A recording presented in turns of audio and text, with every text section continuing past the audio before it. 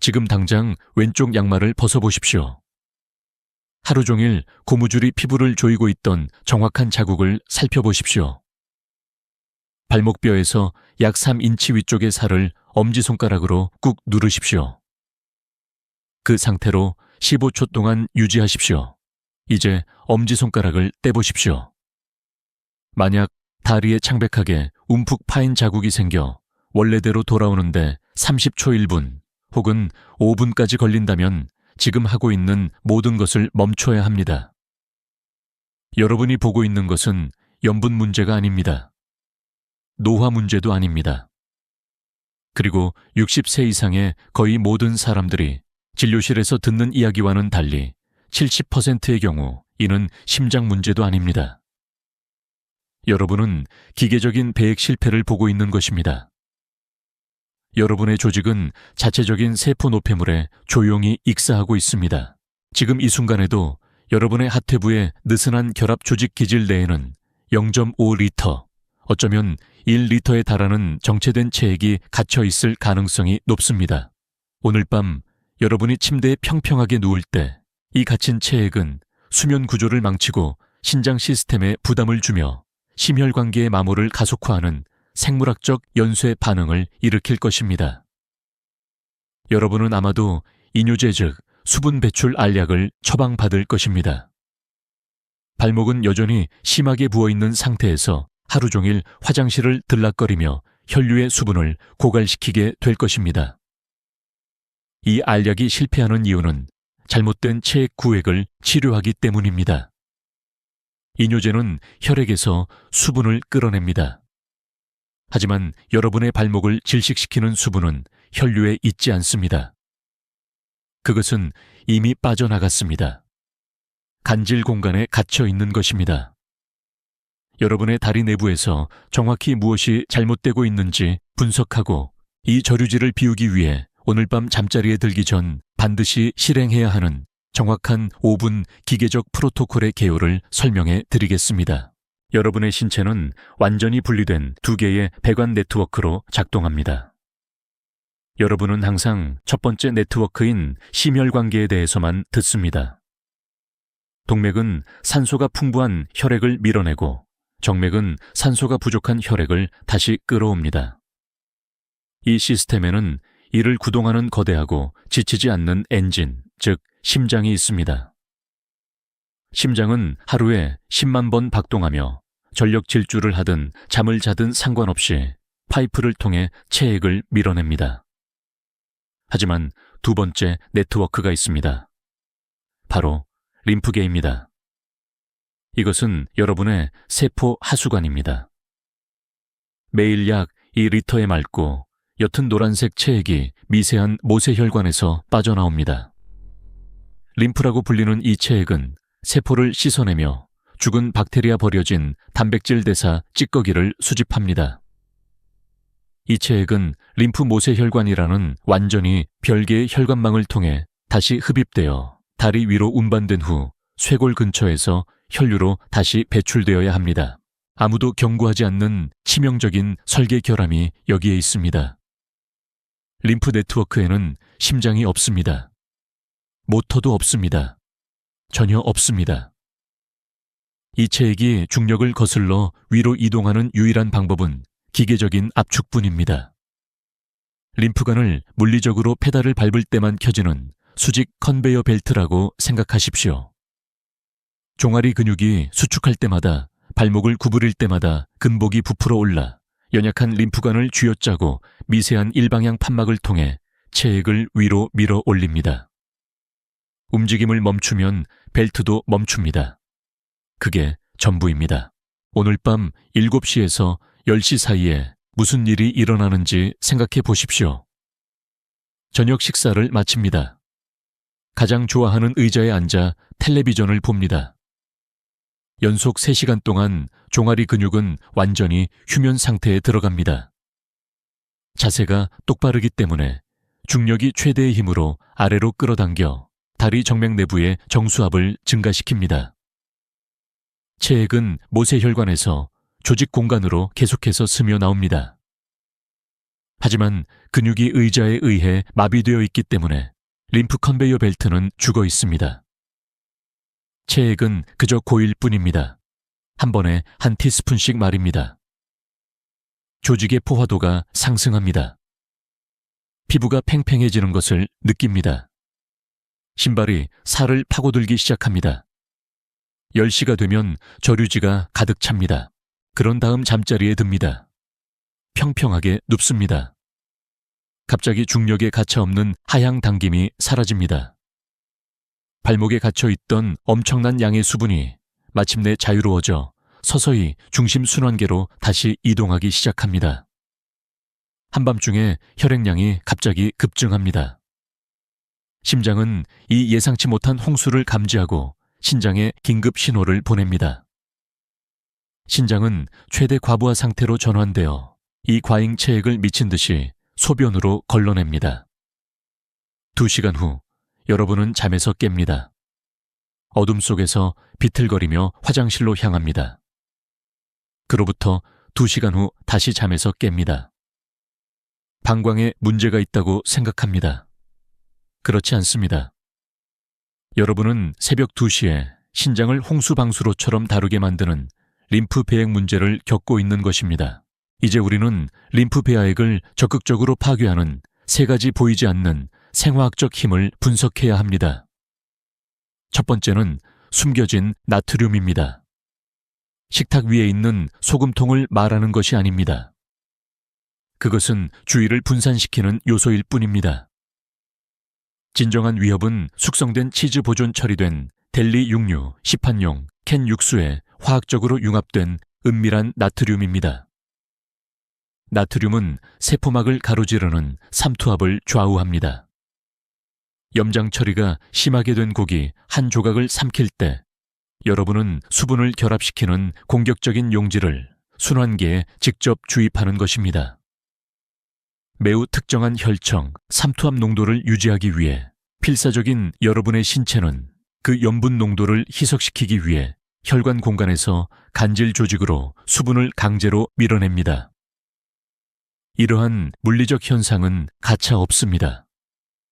조직 기질에 갇힌 과잉 나트륨 1g당 신체는 약 4컵의 수분을 강제로 보유하게 됩니다. 단순히 부어오르는 것이 아닙니다. 여러분은 화학적으로 하지를 만성적인 체액 저류 상태에 가두고 있는 것입니다. 두 번째 파괴적인 힘은 완전히 침묵 속에서 작동합니다. 바로 알부민 결핍입니다. 알부민은 간에서 합성되는 밀도 높고 복잡한 단백질입니다. 이것은 혈액을 순환하는 단백질의 대부분을 차지합니다. 알부민의 기계적 기능을 이해해야 합니다. 이것은 거대한 미세 스펀지 역할을 합니다. 이것은 임상의들이 교질 삼투압이라고 부르는 것, 즉 혈관 내부에 수분을 유지하는 데 필요한 절대적인 자력을 생성합니다. 60세 이상의 많은 성인들이 자신도 모르게 무증상 단백질 영양실조 상태로 빠져듭니다. 고기를 덜 먹습니다. 계란을 거릅니다. 간의 합성 생산량이 느려집니다. 결과적으로 혈중 알부민 수치가 떨어집니다. 그 순간 정맥 내부의 교질 삼투압이 붕괴됩니다. 혈액이 물리적으로 자체 수분 함량에 대한 통제력을 잃게 됩니다. 체액은 저항이 가장 적은 경로를 따라 모세혈관의 반투가성 벽을 통해 스며들어 발목이라는 중력의 분지로 곧장 가라앉습니다. 자연산 생선 유기농 계란, 발효 렌틸콩과 같이 생체 이용률이 높은 단백질 공급원 단 2가지를 매일 섭취하는 것은 단순한 식단 제한이 아닙니다. 그것은 교질 삼투압 구배를 재건하기 위한 수학적 필수 조건입니다. 세 번째 실패 메커니즘은 내피세포 벽의 구조적 붕괴입니다. 여러분의 림프 모세혈관은 단단한 파이프가 아닙니다. 이들은 연약한 콜라겐 기질에 의해 결합된 미세하고 겹쳐진 내피세포층으로 구성되어 있습니다. 이들은 기능하기 위해 전적으로 구조적 탄력성에 의존합니다. 천연 플라보노이드에 매일의 적극적인 유입이 없다면 이 기질은 분해됩니다. 플라보노이드는 블랙베리 메밀 감귤류의 두꺼운 껍질에서 발견되는 어둡고 쓴 색소입니다. 이들은 혈관벽에 생물학적 모르타르 역할을 합니다. 신체에서 이러한 화합물을 박탈하면 림프관이 뻣뻣해집니다. 더욱 치명적인 것은 이 혈관 내부에 섬세한 일방향 판막이 뒤틀리기 시작한다는 것입니다. 이들은 단단히 밀봉되지 못합니다. 림프 판막이 새면 전체 기계 시스템이 고장납니다. 림프액은 몸통을 향해 위로 밀려 올라가는 대신 걸음을 내디딜 때마다 바닥을 향해 역류하여 떨어집니다. 생으로 된 어두운색 베리류를 매일 섭취하는 것은 직접적인 구조적 개입입니다. 이것은 판막을 조이고 모세혈관벽에 미세한 누출을 밀봉합니다. 지금 당장 중요한 진단적 경계를 설정해 보겠습니다. 여러분이 정확히 무엇을 치료하고 있는지 알아야 합니다. 저녁이 악화되고 아침에 호전되는 대칭적인 부기는 림프 저류의 특징입니다. 하지만 부기와 함께 누웠을 때 갑작스럽고 끔찍한 호흡 곤란이 동반된다면, 즉 물에 빠진 것처럼 숨을 헐떡이며 잠에서 깬다면 그것은 심장 부담입니다. 일주일 만에 체중이 5파운드 늘고 소변이 짙은 거품처럼 보인다면 신장이 단백질을 적극적으로 유출하고 있는 것입니다. 이러한 증상들은 가정용 프로토콜이 아니라 즉각적인 임상적 개입이 필요한 의학적 응급 상황입니다.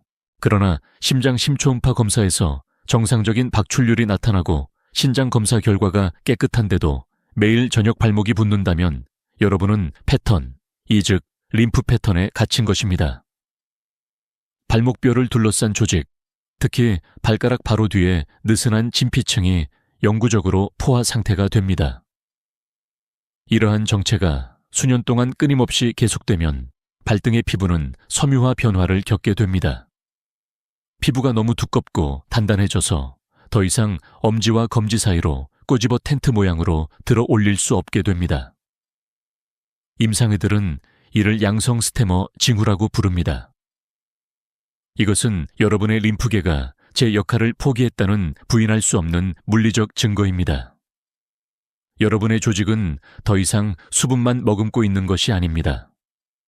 흉터가 생기기 시작한 것입니다. 이제 우리는 이 정체의 물리학을 역전시켜야 합니다. 이것은 신장 시스템을 인위적으로 조작하기 위해 또 다른 화학물질을 삼키는 것에 관한 것이 아닙니다. 이것은 조직 기질에서 체액을 강제로 추출하여 중앙배액관으로 다시 펌프질하는 정확한 5분 기계적 프로토콜을 실행하는 것에 관한 것입니다. 세 가지 명확한 단계를 기억하시기 바랍니다.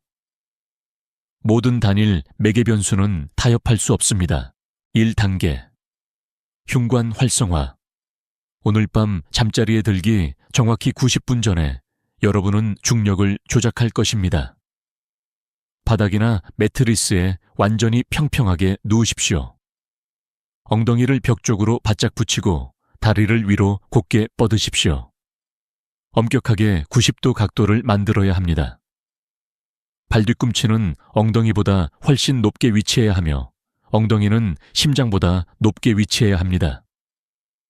이 역전된 자세를 15분 동안 쉬지 않고 유지하십시오. 이 시간 동안 여러분은 주요 생물학적 흡입 메커니즘을 작동시켜야 합니다. 맨 배 위에 양손을 평평하게 올려놓으십시오. 코를 통해 깊고 강하게 숨을 들이마시며 배가 부풀어 올라 손을 밀어내도록 하십시오. 가슴은 거의 움직이지 않아야 합니다. 이 횡격막 호흡을 3분 동안 연속으로 실행하십시오. 왜일까요? 전체 림프 네트워크에서 가장 큰 배액관인 흉관이 횡격막 바로 아래에 위치해 있기 때문입니다. 배를 이용해 깊은 숨을 쉴 때마다 폐의 물리적 팽창이 흉곽 내부에 진공과 같은 음압을 생성합니다. 이것은 거대한 생물학적 주사기 역할을 하여 하체에 정체된 림프액을 맹렬하게 흡입하고 복부를 통해 위로 끌어올려 쇄골화 정맥으로 안전하게 배출합니다. 2단계. 수동 배출. 15분간의 역전 자세 후 조심스럽게 옆으로 굴러 일어나 앉으십시오. 이제 하퇴부가 준비되었습니다. 여러분은 단순화되고 공격적인 버전의 수동 림프 배액 마사지를 수행할 것입니다. 손가락의 평평한 지문 부분을 발목뼈, 바로 위 피부에 직접 대십시오. 안쪽으로 단단히 누르되 밑에 있는 조직에 멍이 들 정도로 세게 누르지는 마십시오. 정강이뼈의 단단한 선을 따라 슬개골을 향해 천천히 그리고 의도적으로 피부를 위로 쓸어 올리십시오. 왼쪽 다리에 정확히 10번 쓸어 올리는 동작을 수행하십시오. 그런 다음 오른쪽 다리에 10번 수행하십시오. 움직임의 방향이 매우 중요합니다. 항상 심장을 향해 위로 쓸어 올려야 합니다. 절대 손을 아래로 끌어내리지 마십시오. 체액을 발 쪽으로 밀어내면 우리가 필사적으로 고치려 하는 연약한 일방향 판막을 기계적으로 짓누르고 파괴하는 것입니다. 이 물리적인 전달력은 진피층에 갇힌 체액을 기계적으로 짜내어 수집 혈관으로 곧장 밀어 넣습니다. 이 두 단계를 올바르게 실행했다면 일어선 지 10분 이내에 방광에서 갑작스럽고 날카로운 신호를 보낼 것입니다. 머리가 베개에 닿기도 전에 화장실로 걸어가 300, 400ml의 옅은 소변을 보게 될 것입니다. 그것이 바로 신장을 자극하여 새벽 2시에 여러분을 깨웠을 정체된 수분의 정확한 양입니다. 여러분은 깨어있고 완전히 통제할 수 있는 상태에서 하부 저류지를 선제적으로 비운 것입니다. 3단계. 아침 준비 운동. 내일 아침 잠에서 깼을 때 즉시 매트리스 가장자리 너머로 다리를 내던지지 마십시오. 여러분의 림프 컨베이어 벨트는 8시간 연속으로 완전히 멈춰 있었습니다. 준비 없이 일어서면 갑작스러운 중력의 변화로 인해 혈장이 무방비 상태의 종아리로 즉시 다시 밀려 내려갑니다. 맨발이 바닥에 닿기 전에 30번의 빠른 발목 펌프 운동을 수행하십시오. 발가락을 침대 발치 쪽으로 곧게 뻗은 다음 발가락을 얼굴 쪽으로 당기며 강하게 뒤로 구부리십시오. 30번 반복합니다. 정확히 45초가 걸립니다. 이 간단한 근육 수축은 종아리 근육 펌프를 강제로 다시 작동시켜 체중을 완전히 싣기 전에 밤새 축적된 잔여물을 씻어내고 림프 판막을 조여줍니다. 노화의 생물학적 현실은 잔인하지만 매우 예측 가능합니다. 여러분의 림프계는 젊었을 때의 탄력적인 회복력을 잃었습니다. 매일 저녁 리클라이너에 3시간 동안 미동도 없이 앉아있는다고 해서 마법처럼 스스로 치유되지는 않습니다. 일반적이고 선의의 건강한 식단이나 공격적인 수분 제한을 아무리 많이 하더라도 고장난 기계식 펌프를 고칠 수는 없습니다. 처방된 이뇨제는 종아리 근육을 쥐어짤 수 없습니다. 새는 모세혈관 판막을 고칠 수도 없습니다. 그것은 단지 인위적으로 혈액량의 수분을 고갈시킬 뿐이며 발목은 여전히 부어있고 조직은 여전히 포화 상태이며 몸은 완전히 지치게 만들 뿐입니다. 여러분은 하체의 물리적 환경을 좌우할 힘을 가지고 있습니다. 순전히 물리적인 배관 고장을 해결하기 위해 매일 화학 알약을 계속 믿을 수도 있습니다. 세월이 흐르면서 발등의 피부가 더 두꺼워지고 단단해지고 어두워지는 것을 지켜볼 수도 있습니다. 아니면 생리학적 물리학을 통제할 수도 있습니다. 5분간의 의도적인 기계적 개입.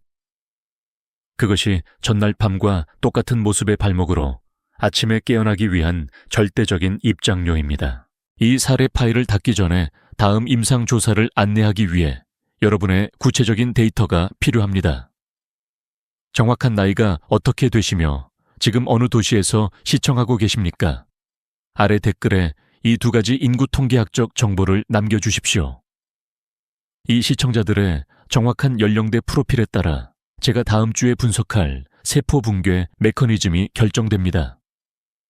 그리고 다리가 계속 붓는데도 매일 수분 배출 알약을 삼키고 있는 배우자 부모님 또는 평생의 친구가 있다면 즉시 이 비디오 링크를 보내주십시오.